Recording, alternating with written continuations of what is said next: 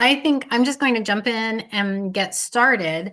And so this session, I'm not going to talk at all about the ethics or the security of tools because on Friday, Dan Rainey and I are going pretty deep into that. Um, it's going to be really hard not to, but I'll do, I'll try to just talk about the tools, and I just wanted to present some of my favorite ones. Um, So these come from a couple of different places. First, last summer, Colin and I hired four different interns, and we threw a bunch of AI tools at them, and we said, we also want you to find some other things.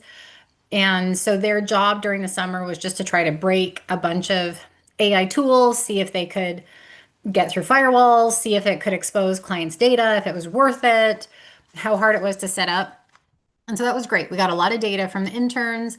And then also every month we've been doing this dive into AI series. So we just focus on a different part of the mediation process. And as a group, we've been identifying what is the best tool for marketing or sales or an agreement or invoicing or things like that. So yeah, so a bunch of it came from the interns, and then the rest of these tools came from this monthly AI group that that has been a lot of fun. It's been a really amazing group. Um, yeah, so I'm going to present my favorites, and just let me know if you have any questions on them or if there's something specific that you're looking for, because I'm only presenting a couple in this half an hour, but if there's something else you want, then hopefully I have an idea for you or I can find it. Okay. So, so, um, I have to talk a little, like just barely touch on ethics before we go into this. As I have been working with different groups, I talked a little bit about this in London. Um, Whenever that was that this spring, that feels like it was a while ago. Much of it. Yeah.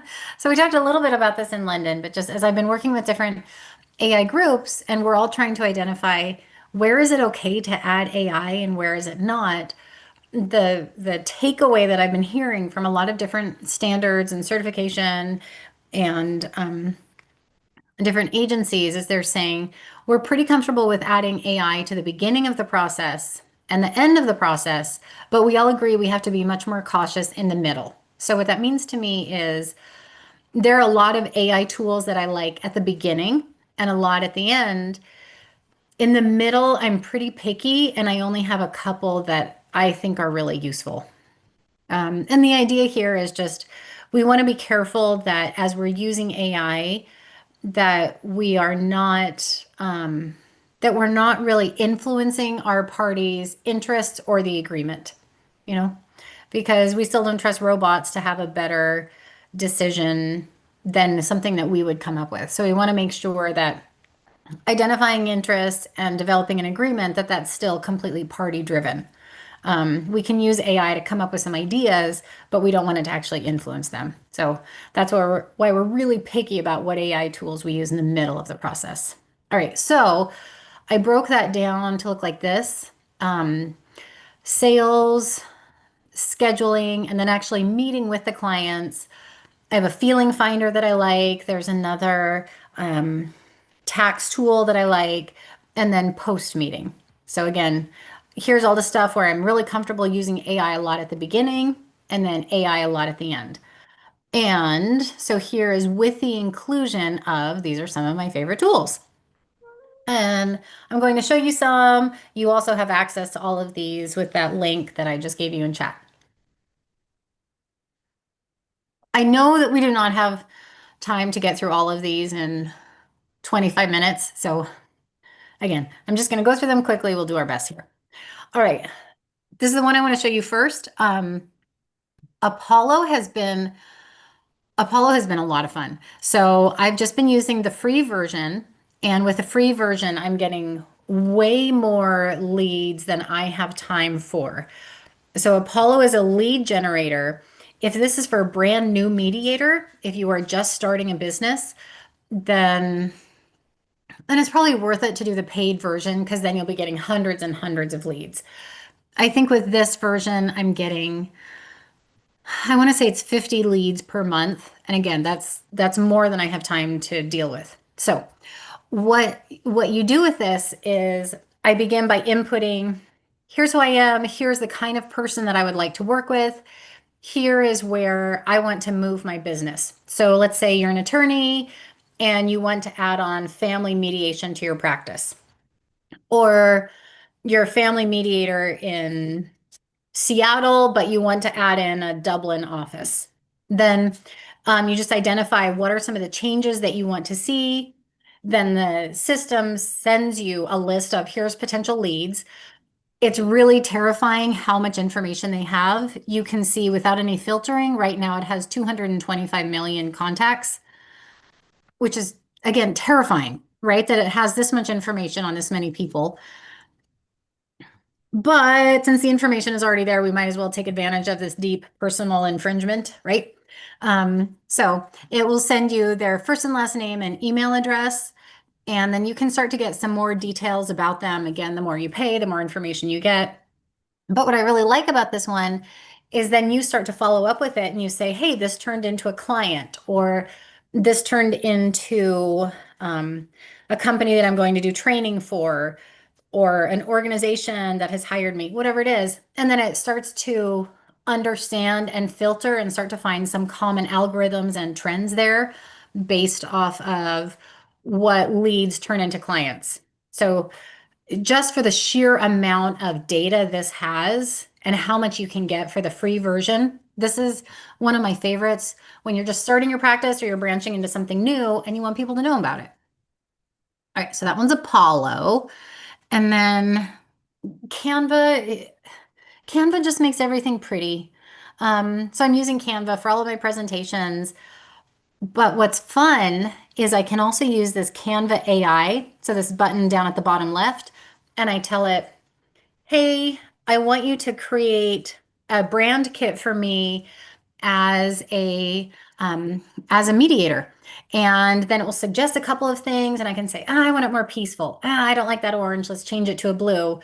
I don't like this font. Let's change it to this font. And I keep tweaking it. I'll give it a couple of sample websites that I like. And then what's neat is based off of what I've told it, right? I'm a mediator. I do workplace mediation. I also want to offer training. Then it develops a website completely for me. And it's not perfect, but it's pretty dang good. It's about 95% of the way there. And then I just go in and add in some of my personal touches and my unique pictures. So for developing your brand and getting your website, right, so that your sales have a good place to land, right? As we go through Apollo, we grab those clients. I want them to have a good landing site so that they turn into clients. I think Canva is easily the best. Excuse me. It's a good thing we're online, so you're not getting any sneezy germs. Um, so we have Canva, then we're moving through the dog bone here. This is another one that is kind of creepy, but it's very effective. And so again, they already have all this information on us. So I feel okay taking advantage of it. Okay, Crystal knows. Um, what this one does is it gives you feedback as you are starting to communicate with someone, right? So let's say you work with Apollo, it gives you these great leads, but you've never met them before, and you want to make sure that you're giving the right impression, right? That you're communicating in a way that's effective. So with Crystal Knows, I will start typing to an email to someone like, let's say I've never met Tim before and I'm typing an email to Tim, it starts highlighting it and it says, actually, this is way too direct and aggressive for Tim. Include something relational first. Here's a couple of examples. Here's what he's interested in. If you phrase it this way, it would be much more effective. And you know what's really frustrating? Like, I'm supposed to be an expert in communication, guys. I did my master's and my doctorate. I wrote a book on this stuff, and it is still giving me really good advice. And there are so many ways where I thought that I was communicating as effectively as possible. And then I'd notice somebody would start to be a little bit distant, or I wasn't getting immediate responses. So I would lean into what I do and I would be over communicative and over casual and sharing all these personal details without realizing it was pushing the other person away. So the way this works is if I'm sending an email to Tim, right, I type in Tim Wallace, the system instantly goes out, looks at everything that Tim has written, right? So all of his articles, all of his LinkedIn posts, what he's liked, what he hasn't liked, how he responds to other people, the types of things that he shares. Again, I told you this was really creepy, right? It's very invasive, but it instantly creates a profile for Tim. And then it tells me with pretty dang good accuracy, hey, here's the most effective way to communicate with Tim. Again, I don't want to be filtered and censored in all of my communication, but if this is a pretty big potential lead and I really need to get this case or make this sale, I think this is where I'd lean on some of the expertise from Crystal Knows because it has the profile and the insights for Tim that I wouldn't have if I've never met him. Okay, so Can I ask a question? please, I know I'm going really fast. So if I want to know more about you, I could use one of these things. Yep. They're all free. Yeah, I mean, all of these, there are paid versions, but for pretty much all of these, I'm showing you um, the free version. So if I log in here, and it's based off of the disc personality. Um, yeah, so this is, I mean, of course, the first thing you do is like you Google yourself, right? So the first thing I did was I used Crystal Knows on myself. And so this is the kind of feedback that you would get if you wanted to do a deeper dive on someone, right? I prefer to be casual. I like a positive atmosphere. I want to be an encourager. Um, eh, yeah, I don't like things to be Hmm. too matter of fact. I prefer it to be a little bit more expressive, right? And it's just really helpful in working with somebody that you haven't met before and you need it to be a good, strong communication. Yeah. It's It's cool, but it is a little creepy, right?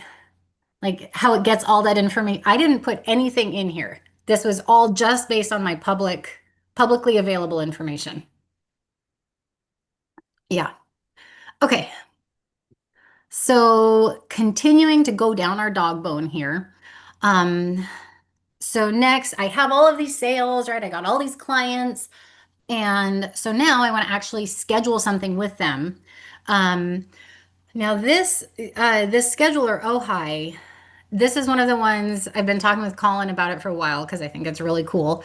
This is one of the ones that I do pay for. It's $9 a month. And it's a scheduler, but it's like a scheduler on steroids. It's as if I had multiple assistants helping me all the time. Um, so let's say that Tim replies to my email and it's this really long email with all of these ideas and I'm really busy, but I know I have to reply to him right away. I would send that email over to Ojai and I'd say, "Hey, Ojai, summarize this for me, tell me the top three things." And then she communicates back and she goes, "Oh, hi there. Here are Tim's three main points." And then she reads them out, and the end would probably be like, "Let's schedule a meeting." So I'd say, "Oh, hi, schedule a meeting for me." And then it writes back to Tim, says, "Oh, hi there. This is Claire's assistant. Here are her three available times this week. Shall we schedule something?" And it does all the scheduling for you, confirms with me that time works, and then it places it on both of our calendars. So just for the summarizing and scheduling alone, I definitely think it's worth it. But I just want to show you, here are some of the other things that I've been doing with it. So I've got three kids, right? Their schedules are all over the place. So I took a screenshot of their school calendar and I said, put all of these dates in my kids' calendar or in my calendar so I know like when they have days off or when they have to be early or when it's a picture day. So I make sure that they get a shower or all of that stuff. I took a picture of their sports schedule. I am doing a bunch of trainings for our community mediation center in the evenings. So I took a screenshot of that and I said, upload this into my calendar and send me a reminder the day before. And because it's in town, block off a half an hour before and after every meeting so that I have enough time to drive. Um, then it does fun things like it does all your grocery lists for you. It can order them through Instacart. All of that's really fun. Like I said, any document I can upload and have it summarized for me. So it will tell me about any events, any things like that. This is the other thing I really like. I don't know how much my kids like it. I think it's right here. So then I added all of my family's information into here. And so then what's fun is as I'm driving, because it's an app as well, I said, hey, oh, hi, tell my son to take out the garbage. Oh, hi, tell my husband to pick up bread on the way home. Oh, hi, send this email to so and so. Put this on my calendar, right? So that whole time you're driving, it's like I have an assistant sitting right there. I absolutely love this one. It has saved me so much time, right? And for $9 a month, this one is for me is completely worth it. Um, okay. My dog sees a deer. I don't know if you can hear him. Um, so this is what I use for my scheduler, and I just love it. I think it's great. Um, I want to I want to also show you a couple of things that I use in the middle of the mediation itself. Um, so first I have Blue Jay. I don't know if anyone has tried Blue Jay. Let me zoom in here a little bit. Okay. Blue Jay is it's it, it's just really it's a good tax AI tool. So if I have any questions about what are the tax implications of this agreement, historically I would say, because I'm not allowed to offer any legal advice, I'd say, okay, let's pause here, go contact your attorney, go talk to a tax attorney, let's reschedule in a couple of weeks when you have more information. Now I say, you are welcome to go talk to an attorney. If you like, I know there's this AI tool, BlueJay, that gives really good tax advice. Should we pull it up together and take a look at it and see if this gives us the answer that we need? And then right there, we just open up BlueJay, we look at it together, and it will tell me something like, oh, well, this severance package would affect the employee's benefits this way. And it just writes everything out for me and explains it really clearly. Does the IRS also have its own tax AI tool? Yes, and it is about as efficient and helpful as you would expect a government chatbot to be. So you so IRS, I have found it works okay. BlueJay, I have found it just works much better with international matters and it's a lot faster. So this is one that I like using in the middle of the mediation. But this is, again, it's just to provide information to my clients, right? It's not influencing their interests at all. But sometimes in the middle of mediation, we get really stuck, right? So then what I did is I came over to Chat GPT and I created a GPT. Um, I'm hoping you all have tried this. If you haven't, just try it. It's really fun. If you're paying for the $20 version of Chat GPT, then you have access to do this. In the top right, you might have to move my Zoom window if it's in the way, but in the top right, there's this button that says plus create. And that's it. Like that's all you have to do. You click on the button and then it asks you a bunch of questions. What kind of a GPT would you like to create? So there are a bunch of these publicly available ones, image generator, LexisNexis, scheduling, things like that. And those are all great, writing coaches. But I want something that is just tailored for mediation and that is private because I want to send it just to my clients. So, what I've created a bunch of them, but what I would use in the middle of my session, I created a proposal studio. And I said, I want this to be something when my clients are stuck, we can put in some of the details of our mediation. And I want you to give us three different options. So I can either paste my notes in, I can have each client put in their concerns, I can have it give me three different proposals with different timelines, or summarize what I think the interests are under both sides and identify some areas where we can find common ground and what the sticking points are. Does this replace me? Absolutely not. But as we all know, sometimes you reach impasse. And I think this is a really helpful tool to get the ball rolling. So let me just show you. Here's roughly how it works.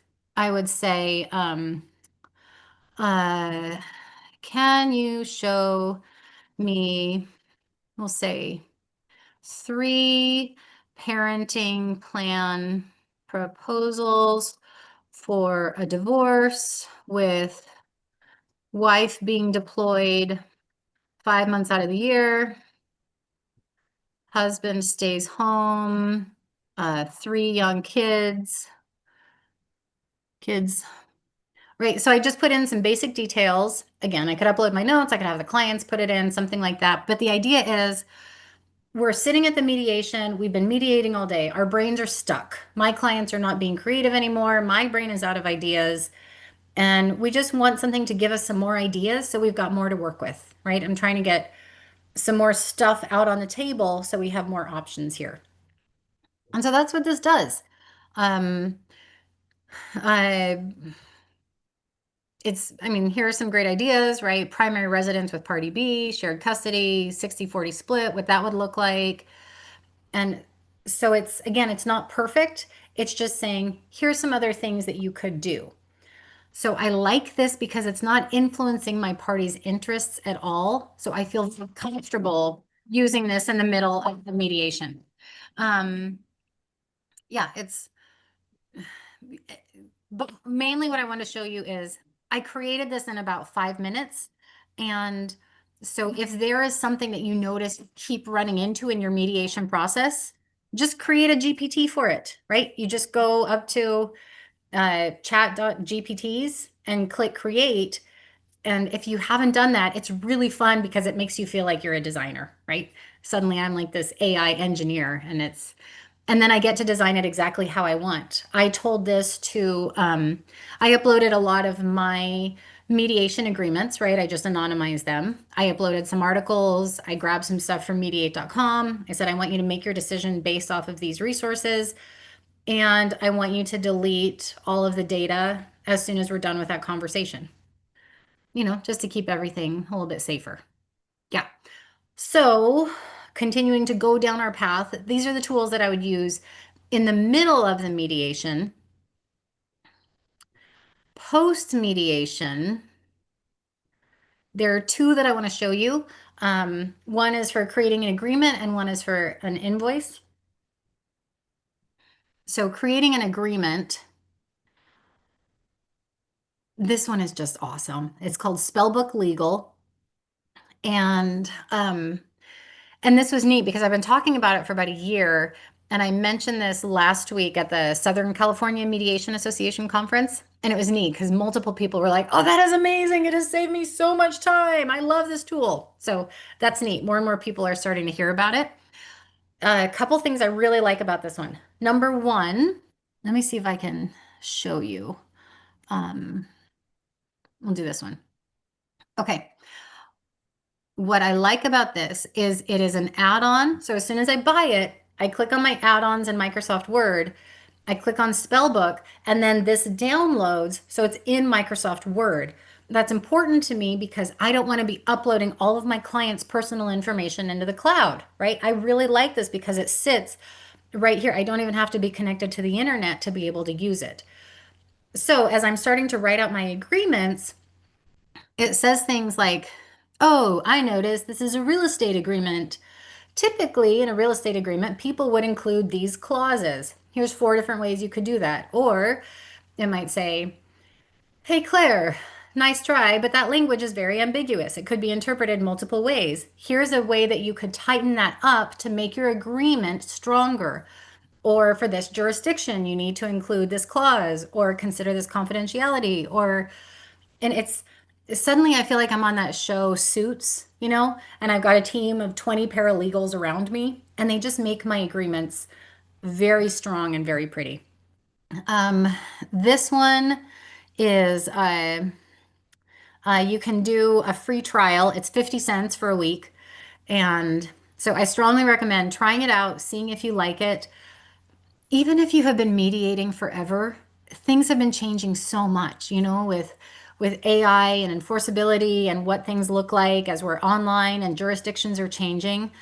I would really recommend just doing the trial, running some of your agreements through it, and seeing what suggestions it has.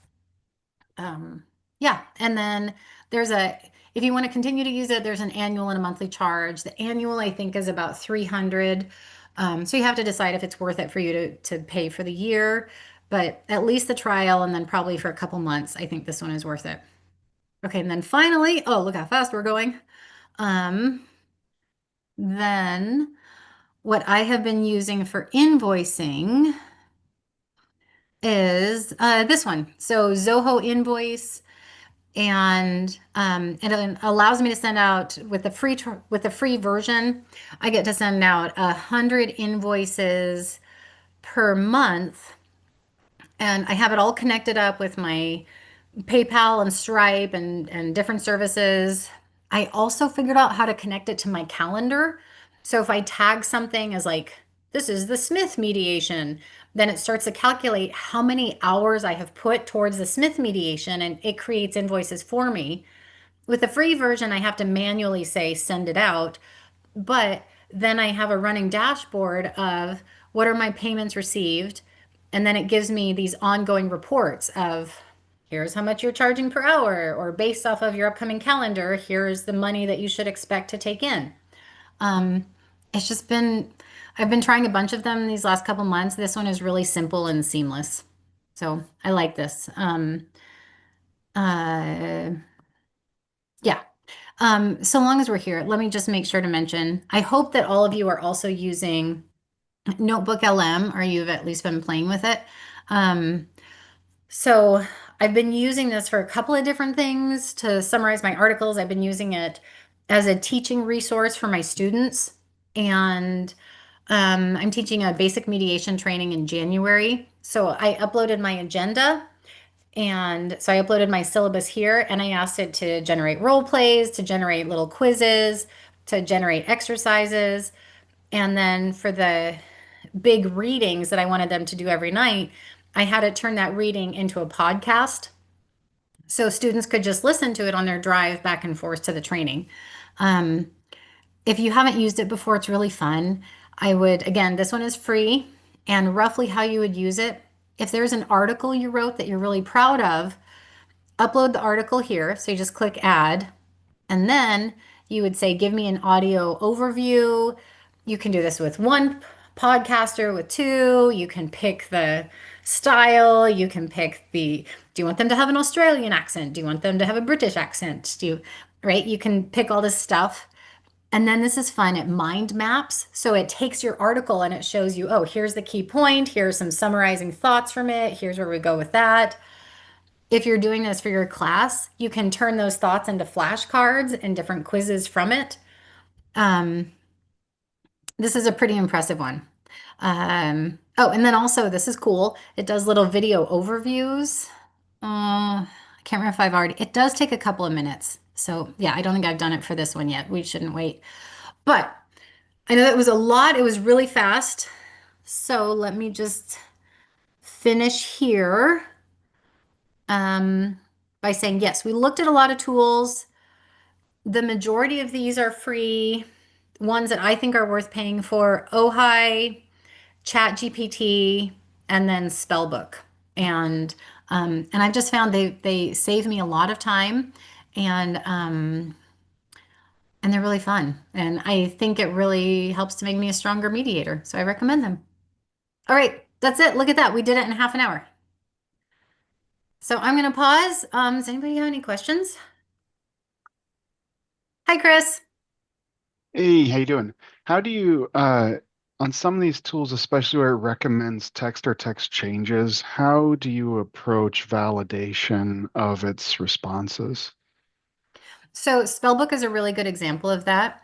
Spellbook gives me a summary of where all of its suggestions came from so that I can click directly to here is the court ruling, and I can find it on something like LexisNexis, right? I can find it on a trusted resource. Um, let's see, what's another one? Blue Jay Legal, same thing. I can click on where are you getting your data from. So for every suggested change, it says, and here's why. Yeah, good question. Any other questions? So this is always my final spiel. There are approximately 50 to 60 new AI tools being released every single day. And I do think it's important that we continue to meet like this pretty frequently so we can all, so that this can be an ongoing conversation, right? So, like maybe next time Chris could share and you could tell us, hey, what are the top 10 AI tools that you found and you're playing with? And because I think it's impossible for one person to be able to study all of these, right? That's more than a full-time job. But I think it's important for all of us to get out there and try them, give our feedback, make sure that they are taking care of us and our clients' data. And then let's just have this be an ongoing conversation with the field so we know what's working and what isn't. So thanks everyone for being here today.